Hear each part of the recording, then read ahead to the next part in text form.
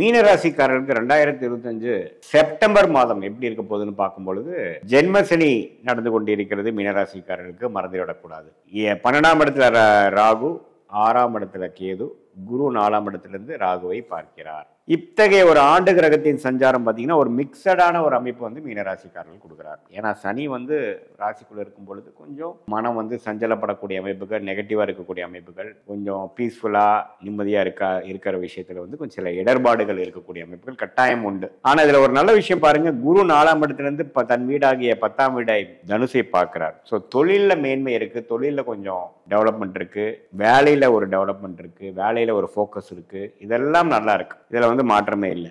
ராகு 12ஆம் இடத்துல குரு பார்வை வருவதனால கொஞ்சம் திடீர்னு கொஞ்சம் டிராவலு, வெளி மாநிலம், வெளிநாடு, பக்கத்தில் சுற்றுறது, அது மாதிரி அது குறிப்பாக ராகு திசை நடக்கிறவங்களுக்குலாம் நிறைய டிராவல் கொடுக்கும். அது ஓரளவுக்கு சுபர் டிராவலாகவும் ஓரளவுக்கு யூஸ்ஃபுல்லாக இருக்கக்கூடிய அமைப்புகளும் உண்டு.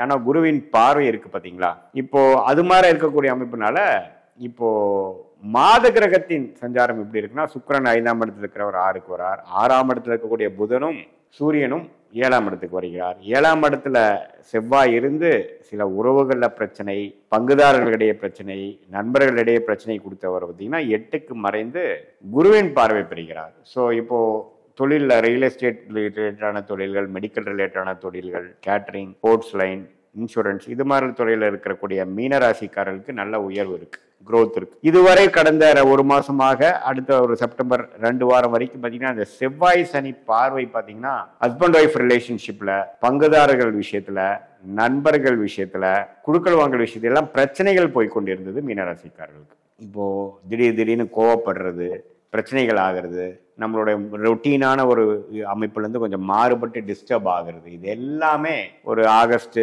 செப்டம்பர் ஒரு முதல் 2 வாரம் கொடுக்கக்கூடிய அமைப்புலேருந்து கொஞ்சம் மனமாற்றங்களும் கொஞ்சம் சூழ்நிலை மாற்றமும் கொடுக்கக்கூடிய ஒரு மாதமாக செப்டம்பர் மாதம் 2025 வந்து மீனராசிக்காரர்களுக்கு இருக்கு. அது குறிப்பாக சொல்ல போனால் செகண்ட் ஹாஃபுக்கு அப்புறம், அதாவது செகண்ட் வீக்குக்கு அப்புறம் செகண்ட் ஹாஃப் ஆஃப் செப்டம்பர் வந்து கொஞ்சம் பாசிட்டிவாக இருக்கு. ஏன்னா செவ்வாய் பார்த்தீங்கன்னா சனியின் பார்வையிலேருந்து விலகிறார், அது ஒரு நல்ல அமைப்பு. ஸோ அதே சமயத்தில் உங்களுக்கு கேது சுக்கிரன்லாம் இணையும் பொழுது இந்த கடன் விஷயங்கள், சில ப்ராப்ளங்கள் சால்வ் பண்ணிக்கிறதுக்கு சில கடன்கள் போகக்கூடிய அமைப்புகள் தேவைப்படுது.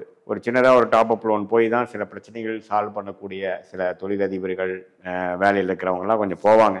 அது வந்து கொஞ்சம் ஜென்மசனியிலேயே அது பண்ணக்கூடிய அமைப்புகள் தான்.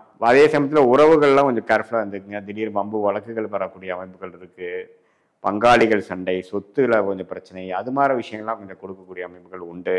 இதுவரை தொழில் நம்ம ஒரு பண்ணிட்டு இருந்தோம் பார்த்தீங்கன்னா கொஞ்சம் டிஸ்டர்பன்ஸ் ஆகிறது, கொஞ்சம் அதில் பிரச்சனை ஆகிறது, அது மாதிரி விஷயங்கள்லாம் இருக்கக்கூடிய அமைப்புகள்லாம் கொஞ்சம் கொடுக்க தான் செய்கிறது. ஸோ அதெல்லாம் கொஞ்சம் பார்த்துக்கணும். ஸோ மற்றபடி பார்க்கும் பொழுது குருவின் சஞ்சாரம் நல்லா இருக்கார்.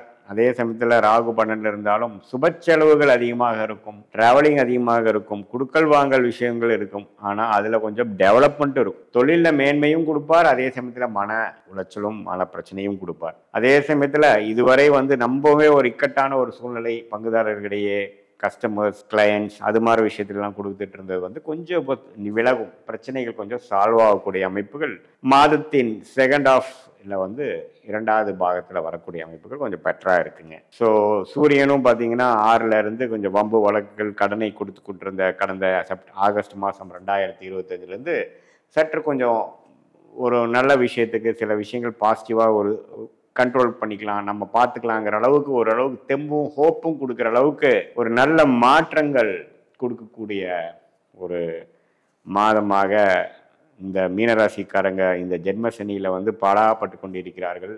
மன உளைச்சல்கள், வேலை பளு அதிகமாக இருக்குது, ஸ்ட்ரெஸ் அதிகமாக இருக்குது. முதல் மாதம் மைண்டு ஃப்ரீயாக இல்லாமல் எப்பவுமே ஒரு ப்ரெஷராகவும் ஒரு சேசிங்காகவும் இருக்கக்கூடியது வந்து நீங்கள் எல்லாம் ஒத்துப்பீங்க. ஏன்னா மீனராசிக்காரங்களுக்கு ஜென்மசனி நடக்கிறது வந்து முதல் மாதம் இல்லாமல் கொஞ்சம் ஒரு மாதிரியான ஸ்ட்ரெஸ்ஃபுல்லான ஒரு அமைப்பு இருக்காது. சந்திரன் கொஞ்சம் பாவத்துமாக ஜாதகத்தில் இருக்கும் பொழுது நல்லாவே ஃபீல் பண்ணக்கூடிய அமைப்புகள். இளைய நபர்கள், அதாவது 20-25 வயசுக்குள்ள இருக்கிறவங்களுக்குலாம் பார்த்தீங்கன்னா யாரோட பழகுறீங்க அதெல்லாம் ரொம்ப இம்பார்ட்டண்ட்டாக பார்க்கணும். அதாவது ஒரு ட்ராக் ரெக்கார்டு இல்லாதவங்க, ஒரு நம்ப பழக்கம் இல்லாதவங்களோடலாம் நீங்கள் திடீர்னு பழகும் பொழுது நீங்கள் சில பிரச்சனைகளில் மாட்டக்கூடிய அமைப்புகள், ஏமாற்றப்படக்கூடிய ஒரு மாற்றங்கள் உண்டு. பெண்கள் பார்த்தீங்கன்னா நம்ம கேர்ஃபுல்லாக இருக்கணும். நீங்கள் காதல் வயப்படுற விஷயத்தில் வந்து நம்ம இருக்கணும். யார் யாரோட பழகிறா என்னங்கிறது எல்லாம் நீங்கள் கொஞ்சம் பார்க்கணும். இந்த டைமில் பார்த்தீங்கன்னா பெரிய பெரிய முடிவுகள்லாம் எடுக்காமல் கொஞ்சம் பெற்றோர்கள் சொல்லிடுவதை கேட்டு நடப்பது ரொம்ப முக்கியம். ஏன்னா இந்த டைமில் வந்து தப்பான முடிவுகளும் வாழ்க்கையில் தப்பாக நடக்கக்கூடிய அமைப்புகளும் அதிகம் இருக்கக்கூடிய அமைப்புகள் கட்டாயம் மீனராசிக்காரர்கள் உண்டு. அதனால் கொஞ்சம் கேர்ஃபுல்லாக இருந்துக்கணும். இதே பார்த்திங்கன்னா மூத்த மீனராசிக்காரங்க வயது முதியோர்கள் பார்த்திங்கன்னா சீனியர் சிட்டிசன்ஸ் பார்த்திங்கன்னா கொஞ்சம் கேர்ஃபுல்லாக இருக்கணும். அவங்களுடைய உடல்நிலை மனநிலை எல்லாம் கொஞ்சம் கேர்ஃபுல்லாக பார்த்துக்கணும். இல்லைன்னா கொஞ்சம் டிப்ரெஷன் மைண்டோ நெகட்டிவ் மைண்டோ போகக்கூடிய அமைப்புகள் உண்டு. கொஞ்சம் மெடிடேஷன் யோகா அதெல்லாம் செய்து எல்லா வயதினரும் மீனராசிக்காரர்கள் கொஞ்சம் கட்டுக்கோப்பாக இருக்கக்கூடிய அமைப்பு கண்டிப்பாக தேவை. ஏன்னா செவ்வாயின் சஞ்சாரமும் கொஞ்சம் ப்ராப்ளமாட்டிக்காக இருக்குது. அதே சமயத்தில் சனியின் சஞ்சாரமும் சரியில்லை, குருவின் பார்வையும் இல்லை. அப்படிங்கிறப்போ என்னதான் சில விஷயங்கள் பாசிட்டிவாக நடந்தாலும் மனசில் வந்து அந்த முதல் இருக்கிற ஹோப்பும் அந்த நல்லமைப்பும் இல்லை. காலை எழுந்திரிக்கிறது, நேரமாக பண்ணுறது, எக்ஸசைஸ் பண்ணுறது, நமக்கு என்னென்ன செய்யணுமோ அதில் தீர்க்கமாக செய்கிறது, அது விஷயத்தில் எல்லாத்துலேயுமே ஒரு சுணக்கம் இருக்கக்கூடிய அமைப்பும் நம்ம இயல்புலேயே நம்ம இல்லையே, நம்ம மைண்ட் நம்ம கண்ட்ரோலுக்கு வரமாட்டேங்குதேங்கிறது வந்து உணரக்கூடிய ஒரு தருணமாக மீனராசிக்காரர்களுக்கு ஒரு பல மாதமாக இருக்கக்கூடிய மாதத்தில் செப்டம்பர் மாதமும் ஒரு மாதமாக இருந்து, குறிப்பாக 2025 செப்டம்பர் செகண்ட் ஹாஃப் பார்த்தீங்கன்னா கொஞ்சம் பெட்டராக இருந்து கொஞ்சம் பழைய இயல்புகளும் சில விஷயங்கள் கொஞ்சம் உங்கள் கண்ட்ரோலுக்கு கொண்டு வரக்கூடிய அமைப்புகள் உண்டு. இந்த நேரத்தில் ஒரு புதுசாக ஒரு ஒப்பந்தம் போடுறப்போ, புதுசாக ஒருத்தர் மேலே வந்து நட்பு வந்து அடுத்த லெவலாக காதலாக மாறும் பொழுது, அது மாதிரிலாம் கொஞ்சம் டீப்பாக நம்ம ரிலேஷன்ஷிப்லேயோ ஒரு பிஸ்னஸ் ரிலேஷன்ஷிப்பாக இருந்தாலும் சரி, பர்சனல் ரிலேஷன்ஷிப்பாக இருந்தாலும் சரி, கொஞ்சம் கேர்ஃபுல்லாக டைம் எடுத்து தான் பண்ணணுமே ஒழிய அவசரப்படக்கூடாது அப்படிங்கிறது நான் வந்து கேட்டுக்கொள்கிறேன் மீனராசிக்காரர்களுக்கு. ஏன்னா இப்போ சில சஞ்சாரங்கள்லாம் வந்து டெவலப்மெண்ட் கொடுக்குற மாதிரி கொடுக்கும், ஆனால் நம்ம அசோசியேஷன் வந்து நம்ம கரெக்டாக வராது அப்படிங்கிற ஒரு கால சூழ்நிலையில வந்து நம்ம வாழ்ந்து கொண்டு இருக்கிறோம் என்பதை மறந்துவிடக்கூடாது. அதே சமயத்தில் கடன்கள் தொல்லைகள், கொடுக்கல் வாங்கல் தொல்லைகள், உறவுகள் தொல்லைகள் அதெல்லாம் கொஞ்சம் இருக்க தான் செய்யும். கொஞ்சம் பொறுமையாக இருந்து தான் எல்லாம் சமாளிக்கணுமே தவிர எடுத்தமாக கவுத்தமாங்கிற மாதிரி போனோம்னா நமக்கு சாதகமாக விஷயங்கள் நடக்காமல் சிலதெல்லாம் கொஞ்சம் அவுட் ஆஃப் கண்ட்ரோலாக போய் கடைசியாக நம்ம சில முடிவுகளை நாமளே காம்ப்ரமைஸ் பண்ணி எடுக்கக்கூடிய அமைப்புகள் இருக்குது. இந்த நேரத்தில் வேலை மாறுறவங்க அவங்கெல்லாம் பார்த்திங்கன்னா ரொம்ப கேர்ஃபுல்லாக இருக்கணும். ஏன்னா நல்ல ஒரு மாற்றம் கிடைக்கும்னு சொல்ல முடியாது. ஸோ இருக்கிறத விட்டுட்டு பறக்கிறத பிடிக்கலான்னு போகும்பொழுது அவ்வளோ சரியாக வரக்கூடாத அமைப்பு இருக்கிறதுனால கொஞ்சம் பொறுமையாக இருந்து எல்லாம் கற்றுக்கொள்ள விஷயங்கள் பொறுமையாக இருந்து எல்லாமே வந்து அடுத்த 6 மாதம் வரைக்குமே ஜென்மசனி தாக்கங்கள் இருக்கும் பொழுது அந்த செப்டம்பர் மாதம் செகண்ட் ஹாஃப்லேருந்து சில விஷயங்கள் பாசிட்டிவாக வரும். பொறுமையே வெல்லும் என்பதை மறந்துவிடக்கூடாது என்று மீனராசிக்காரர்களுக்கு 2025 செப்டம்பர் மாத பலனாக சொல்கிறேன். நன்றி, வணக்கம். இதுவரை பார்த்தது வந்து ஒரு பொதுவான பலன்களை தவிர உங்களுடைய ஜென்ம ஜாதகத்தில் எந்த தசாபுக்திகள் போய் கொண்டிருக்கிறது, எந்த லக்னத்தில் பிறந்தீங்க,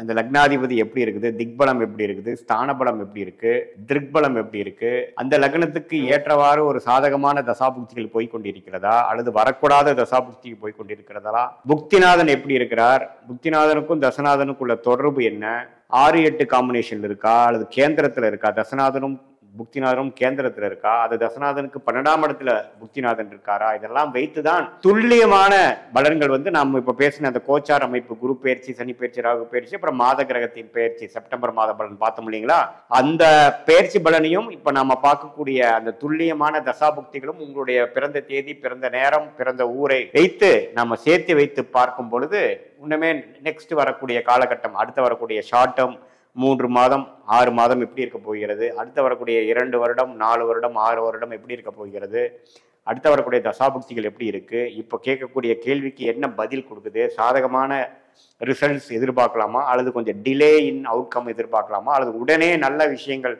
நடக்கக்கூடியதாக இருக்குதுங்கிறது எதிர்பார்க்கலாமாங்கிறது உங்களுடைய ஜென்ம ஜாதகத்தை துல்லியமாக ஆராய்ந்து இப்ப நம்ம பேசின பெயர்ச்சி பலனையும் கோச்சார பலனையும் சேர்த்து வைத்து பார்க்கும் பொழுது துல்லியமான பலன்களை எடுத்து அது மூலமாக நீங்க வாழ்க்கை முடிவுகளை எடுத்து இந்த சயின்டிபிக் வேதிக் அஸ்ட்ராலஜி முறை மூலமாக நல்ல ஒரு பலனை நீங்கள் அனுபவித்து வெற்றி பெற முடியும் என்று இந்த வீடியோவில் கேட்டுக்கொள்கிறேன். மீண்டும் மற்றொரு காணொலியில் சந்திப்போம். நன்றி, வணக்கம்.